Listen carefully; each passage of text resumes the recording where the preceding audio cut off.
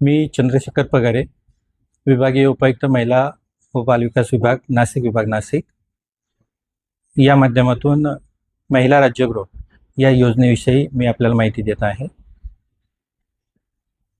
समाजातील गरजू, पीडित, समस्याग्रस्त महिलांना आधार मिळावा, निवारा मिळावा यासाठी कुटुंबाबाहेर पडलेल्या महिलांसाठी किंवा विधवा, परित्यक्ता किंवा हरवलेल्या किंवा पळून आलेल्या किंवा अनैतिक व्यापार प्रतिबंध अधिनियमामध्ये धाड सत्रामध्ये मिळून आलेल्या महिलांसाठी निवारा गृह म्हणून राज्यगृह म्हणून योजना राबवली जाते।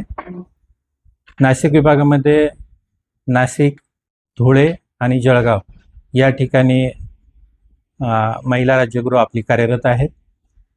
मागील वर्षभरामध्ये 202 महिलांना या महिला राज्यगृहामध्ये प्रवेश देण्यात आलेला आहे। प्रवेशाचा कालावधी हा 1 दिवसापासून ते त्या महिलेचे पुनर्वसन करेपर्यंत हा असतो।